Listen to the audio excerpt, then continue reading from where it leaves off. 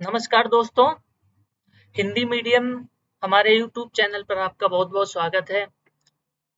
लेखपाल जैसा कि हमें पता है लेखपाल का एग्ज़ाम जो है 31 जुलाई को है और अभी हमारे पास बचे हैं मात्र 13 दिन। आज हो गई है 18 तारीख। तो इसी क्रम में हम लेकर आए हैं इंडियन कॉन्स्टिट्यूशन भारतीय संविधान और उसके अंतर्गत हम पढ़ेंगे भारतीय संविधान के भाग। तो इसी क्रम में आगे बढ़ते हुए हम जान लेते हैं कि लेखपाल या यूपी स्टेट के जितने भी एग्जाम होते हैं वहां पे कोई डीपली क्वेश्चन नहीं बनता है कि बहुत ही ज्यादा deeply question statement based question बने हैं।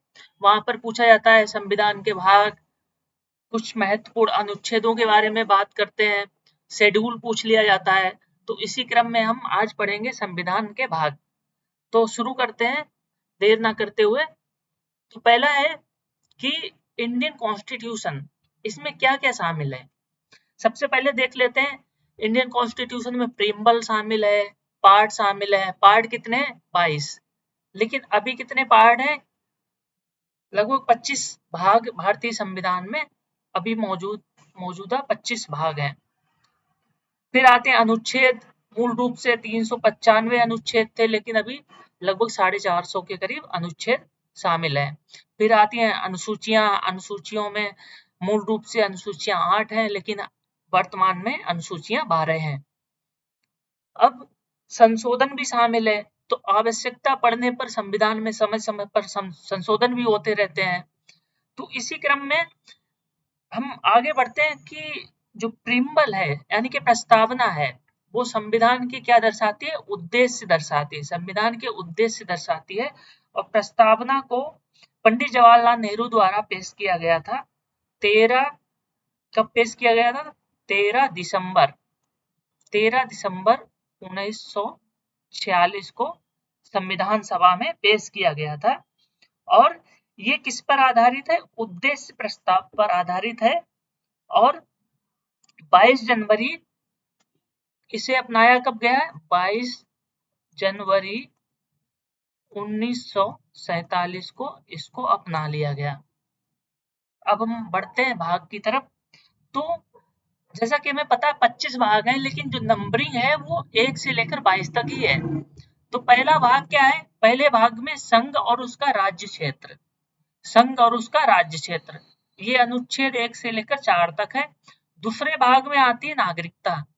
नागरिकता की बात करें तो नागरिकता है अनुच्छेद 5 से 11 तक। इसके बाद तीसरा भाग आता है मौलिक अधिकारों से संबंधित है और ये आता है अनुच्छेद 12 से अनुच्छेद 35 तक। समझ में आ रहा है आप लोगों को? तो क्वेश्चन किस तरह से बनता है? पूछ लिया जाता है, बहुत सारे क्वेश्चन पूछ लिए जाते हैं कि मौलिक अधिकार संविधान के किस भाग से संबंधित है, या नागरिकता किस भाग में वर्णित की गई है, या राज्य के नीति निर्देशक सिद्धांत किस भाग में है। तो इसी क्रम में आगे बढ़ते हैं कि जो भाग 4 है उसमें क्या है? राज्य के नीति निर्देशक सिद्धांत। और ये कहां से कहां तक है? 36 से 51, यानी कि directive principle of state policy. अब आ जाते हैं संविधान में मूलभूत कर्तव्य। मूलभूत कर्तव्य कहां से है? 51 ए में ये जोड़ा गया है आपका 42वां संविधान संशोधन। ये मूल कर्तव्य 42वें संविधान संशोधन में जोड़े गए हैं। तो देखिए इसको याद रखने का सबसे अच्छा तरीका है कि कोई भी देश है तो देश होगा, उसका संघ होगा, ठीक है, उसका राज्य होगा यानी कि टेरिटरी होगी, फिर उसमें रहने वाले नागरिक होंगे, नागरिकों को कुछ अधिकार होंगे यानी कि नागरिकता का अधिकार होगा। जो नागरिक होंगे, जो लोग होंगे वो क्या कहलाएंगे? नागरिक। फिर नागरिक के बाद क्या होंगे? उनको कुछ राइट मिलेंगे, अधिकार। बिना अधिकार के तो मतलब मनुष्य पशु के समान है, तो उनको क्या मिलेंगे? अधिकार मिलेंगे। अधिकार के बाद क्या होगा? कुछ राज्य के भी अधिकार होंगे, कुछ राज्य को निर्देश भी दिए जाएंगे। ऐसा नहीं कि नागरिकों को ही अधिकार दिए जाएंगे। तो राज्य को क्या दिए गए? निर्देश कि राज्य किस सिद्धांतों पर चलेगा। तो ये बहुत सारे निर्देश हैं। इनकी जो फिलॉसफी है गांधीवादी है, समाजवादी है और लिबरल टाइप के जो है डायरेक्टिव प्रिंसिपल, इन्हीं के आधार पर मतलब राज्य चलता है। जबकि ये राज्य के नीति निर्देशक सिद्धांत जो है वो इनफोर्सेबल नहीं है, मतलब प्रवर्तनीय नहीं है। न्यायालय में जाके आप बाध्य नहीं है कोई भी सरकार की इनको लागू ही करना है। जबकि मौलिक अधिकार क्या है? मौलिक अधिकार कोई छीन नहीं सकता संविधान में। फिर अधिकार तो दे दिए, तो अधिकार के बाद क्या है? मूलभूत कर्तव्य।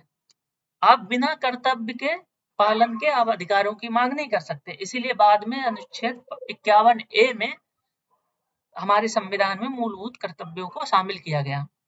अब मूलभूत कर्तव्य के बाद क्या आता है? भाग 5। भाग 5 में क्या है? संघ सरकार, यानी कि द यूनियन गवर्नमेंट। ये किससे कब तक, कहां से कहां तक है? ये अनुच्छेद 52 से अनुच्छेद 151। बहुत अच्छा तरीका है। ये इतना नहीं पूछेगा कि कहां से कहां तक है, आपको पूछेगा कि भाग 5 में क्या है। भाग 5 में फिर कई सारे अध्याय हैं। कार्यकारी है यानी कि एग्जीक्यूटिव है, फिर हमारी पार्लियामेंट है यानी कि संसद है, फिर लेजिस्लेटिव पावर ऑफ प्रेसिडेंट है, मतलब प्रेसिडेंट की विधायी शक्तियां क्या हैं, फिर संघ की न्यायपालिका के बारे में है यानी कि सुप्रीम कोर्ट के बारे में है, फिर भारत के नियंत्रक और महालेखा परीक्षक के बारे में भी है। ये है किसमें दिया गया? अनुच्छेद 148 में। ठीक है, अब आगे बात करते हैं भाग भाग 6 में क्या है? राज्य सरकारें। अब देखिए, केंद्र सरकार है तो केंद्र सरकार के नीचे क्या आता है? राज्य सरकार है। तो राज्य सरकारों के बारे में भाग 6 में बताया गया है। इसमें कई सारे अध्याय हैं, जैसे जनरल टर्म कुछ दिए गए हैं, कार्यकारी है, राज्य विधानमंडल है, राज्यपाल की विधायी शक्तियां हैं। अब राज्य में क्या होगा? राज्यपाल होगा। केंद्र में क्या था? राष्ट्रपति था। और केंद्र में, केंद्र के लिए क्या था? सर्वोच्च न्यायालय था, यहाँ पे उच्च न्यायालय है, और उसके अंतर्गत अधीनस्थ न्यायालय भी है। अब आते हैं भाग 7 में। अब राज्य सरकार आ गई। राज्य सरकार से नीचे क्या आता? केंद्र शासित प्रदेश, जैसे दिल्ली, जम्मू एंड कश्मीर, ठीक है, लद्दाख, आपका चंडीगढ़, इस तरह बहुत सारे। कितने केंद्र शासित प्रदेश हैं? 8 केंद्र शासित प्रदेश हैं। अब केंद्र शासित प्रदेश में भी सरकारें होती हैं, कहीं पर मुख्यमंत्री है, कहीं पर कमिश्नर होते हैं। ये किसके अंतर्गत आते हैं? डायरेक्ट केंद्र के अंतर्गत यहाँ का प्रशासन चलाया जाता है। अब आते हैं भाग 9 में। भाग 9 में क्या कर लेते हैं? पंचायतें। पंचायतों को जोड़ा गया है। कब जोड़ा गया? 92 संविधान संशोधन में, ठीक है। फिर आते हैं नगर पालिका, 92-93 में जोड़ा गया। फिर आती है सहकारी समितियां। सहकारी समितियां किस में आती हैं? भाग 9B में। यानी कि 9 में कितने भाग हो गए? 3 भाग हो गए। पहला पंचायत, दूसरा नगर पालिका, तीसरा क्या हो गया? सहकारी समितियां। अब भाग 10 की बात कर लेते हैं। 10 में क्या आ जाता है? आपका अनुसूचित जाति और जनजातीय क्षेत्र। अब आगे चलते हैं। भाग 11 में क्या दिया गया? अब ये तो प्रशासन के बारे में हो गया। अब आते हैं भाग 11 में। भाग 11 में क्या क्या है? संघ और राज्यों के बीच संबंध। अब संबंध किस तरह के होंगे? संबंध 2 तरह के होंगे। एक तो विधायी संबंध हो गए, जो विधायी शक्तियों से संबंधित, किस विषय पर केंद्र कानून बना सकता है, किस विषय पर राज्य सरकार कानून बना सकती है। और दूसरा क्या है? प्रशासनिक संबंध। प्रशासनिक संबंध जैसे बहुत सारी सेवाएं होती हैं यूपीएससी लेवल की, आईएएस हो गया, आईपीएस हो गया, वो किसके अंडर में आते हैं? उनका अपॉइंट कौन करता है? केंद्र करता है। लेकिन कार्य किसके लिए करती है? राज्य सरकारों के लिए। अब भाग 12 में आ जाते हैं। भाग 12 में क्या है? वित्त, संपत्ति, अनुबंध और छूट के बारे में दिया गया है। वित्त संबंधी चीजें हैं, उधार लेना, संपत्ति, अधिकार, देयताएं आदि आदि चीजें दी गई हैं। और इसी में क्या दिया गया? संपत्ति का अधिकार।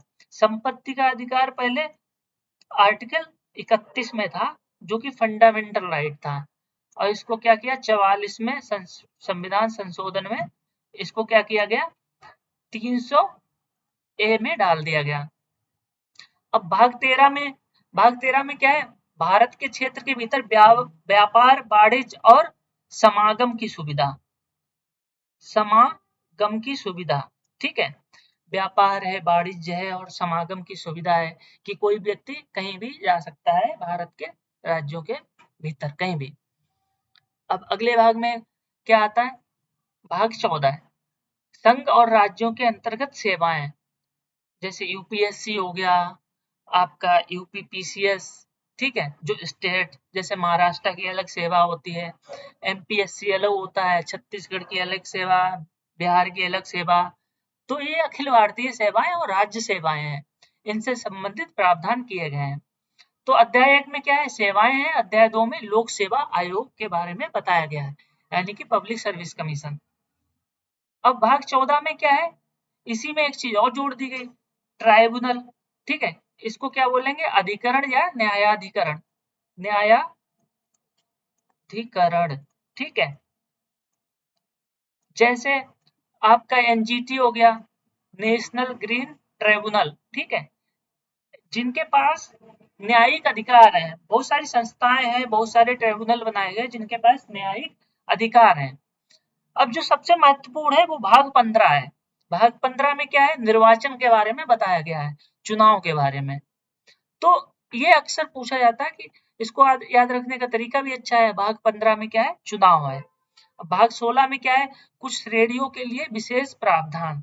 अब देखो चुनाव होंगे तो कहीं ना कहीं रिजर्वेशन होगा, ठीक है, तो चुनाव के बाद क्या आ गया हमारा? रिजर्वेशन टाइप का कुछ श्रेणियों के लिए विशेष प्रावधानों की बात की गई है, किसमें? भाग 16 में। अब आते हैं भाग 18 में। भाग 18 में क्या है? आधिकारिक भाषाएं, वेरी इंपॉर्टेंट, ठीक है। भाषाओं का जिक्र किसमें किया गया? भाग 18 में किया गया कि संघ की भाषा क्या होगी, क्षेत्रीय भाषाएं क्या होंगी, न्यायालय की भाषा क्या होगी, सर्वोच्च न्यायालय की भाषा क्या होगी, ठीक है, ये सारी चीजें दी गई हैं। फिर भाग 18 में क्या है? आपातकालीन प्रावधान है, ये 52 से लेकर 60 तक, ठीक है। 352 में क्या है? राष्ट्रीय आपातकाल है। 56 में क्या है आपका? 56 में क्या है? राज्य, राज्य में जो आपातकाल लगता है, यानी कि राष्ट्रपति शासन, ठीक है। और 60 में क्या है? आपका वित्तीय आपातकाल। अब कुछ चीजें जो रह गई थी वो किस में डाल दी गई? 19 में, विविध, इसको बोलते हैं प्रिकीड भी बोलते हैं, प्रिकीड। बहुत सारी चीजें थी जो इसमें डाल दी गई। अब भाग 20, वेरी इंपॉर्टेंट, ये पूछ लेगा। इसमें क्या है? संविधान का संशोधन, और संविधान का संशोधन किस अनुच्छेद के तहत किया जाता है? 368, अनुच्छेद 368 के तहत संविधान का संशोधन किया जाता है। अब भाग 21 की बात करें तो इसमें अस्थायी संक्रमणकालीन और विशेष प्रावधान दिए गए हैं। और भाग 22 में क्या आता है? लघु शीर्षक, हिंदी में आधिकारिक पाठ, आदि आदि चीजें दी गई हैं। तो अगर नंबरिंग करें तो ये 22 है, ठीक है, 22 है टोटल, ठीक है। लेकिन कुछ भागों के अंदर का खा गा जोड़ दिए गए, जैसे अभी आपको दिखा रहे हैं हम भाग 9, इससे पहले देख लेते, देखिए 14 ए, एक ये जोड़ दिया गया, ठीक है, 14 और 14 ए, ठीक है। दूसरा क्या है? भाग 9 में दो चीजें और जोड़ दी गई, दो भाग और जोड़ दिए गए, 9 ए या 9 बी, ठीक है। तो ये कितने? 3 बढ़ गए, 22 प्लस 3 कितना हो गया? 25। तो इस तरह से भाग कितने हैं? 25, लेकिन उनकी नंबरिंग कहां से कहां तक है? 1 से लेकर 22 तक है, ठीक है। तो ये चीजें हमने समझ ली है आज कि बहुत ही आसान तरीका है याद करने का, सारी चीजें याद रखने की जरूरत नहीं है। यूपी लेखपाल या यूपी ट्रिपल एससी या बीडीओ के एग्जाम में इतना डिटेल में नहीं पूछेगा, जो इम्पोर्टेंट इम्पोर्टेंट भाग है वही पूछेगा। जैसे पहला, दूसरा, तीसरा, चौथा, पांचवा, ये बहुत इंपॉर्टेंट है, इनको याद रख सकते हो आप। इसके बाद एक बार देख लेते हैं, पहले में क्या है? संघ है, उसका राज्य क्षेत्र है। दूसरे में क्या है? नागरिकता है। तीसरे में मौलिक अधिकार है। चौथे में क्या? राज्य के नीति निर्देशक तत्व है, ठीक है। फिर 4 ए में क्या है? मूलभूत कर्तव्य है, 4 में भी एक जोड़ा गया, ठीक है। फिर 5 में क्या है? संघ सरकार है, ठीक है। 6 है, 6 के बाद 7 नहीं है, ध्यान रखिएगा, भाग 7 हटा दिया गया, 7 के बाद डायरेक्ट 8 आता है। 8 में क्या है? केंद्र शासित प्रदेश है। केंद्र शासित प्रदेश हो गया, उसके नीचे क्या आएगा? पंचायतें आएंगी। पंचायतों के बाद कौन सा अधिनियम आया था? नगर पालिकाओं के लिए अधिनियम आया था, नगर पंचायतों का प्रावधान किया गया। फिर अभी रिसेंट में 1-2 साल पहले क्या आया, सहकारी समितियों को भी कानूनी दर्जा दिया गया है, संवैधानिक दर्जा दिया गया है। फिर भाग 10 में क्या है, अनुसूचित जनजातीय और जनजातीय क्षेत्रों के बारे में बताया गया। ठीक है, अब इसमें क्या है, 11 इंपॉर्टेंट नहीं है उतना, 12 भी नहीं है, 13 भी नहीं है। ठीक है, आपका 14 और 15 बहुत इंपॉर्टेंट है। 14 में क्या है, संघ और राज्यों के अंतर्गत सेवाएं हैं, जिसमें अखिल भारतीय सेवाएं हैं और राज्य सेवाएं हैं। फिर 14 में सेवाओं के बाद क्या है, ट्राइब्यूनल भी है, जिनको प्रशासनिक और न्यायिक अधिकार दिए गए हैं। फिर 15 में क्या है, आपका चुनाव है, निर्वाचन है, भारतीय निर्वाचन आयोग है और राज्य निर्वाचन आयोग के बारे में भी बताया गया है। अब एक प्रश्न पूछता हूं आपसे कि जो पंचायतों के चुनाव होते हैं, वो उसकी जिम्मेदारी किसकी होती है? दोस्तों, पंचायतों के चुनाव होते हैं, उसकी जिम्मेदारी होती है राज्य निर्वाचन आयोग की। ठीक है, राज्य निर्वाचन आयोग। राज्य निर्वाचन आयोग की नियुक्ति कौन करता है? राष्ट्रपति करते हैं। ठीक है, और राष्ट्रपति ही इसको इसके पद से हटा सकते हैं। ठीक है, तो आज का हमारा ये वीडियो यहीं पर समाप्त होता है।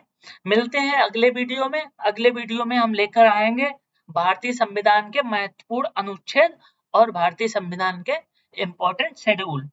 ठीक है, इसी के साथ आज का वीडियो यहीं पर समाप्त होता है। बहुत बहुत धन्यवाद।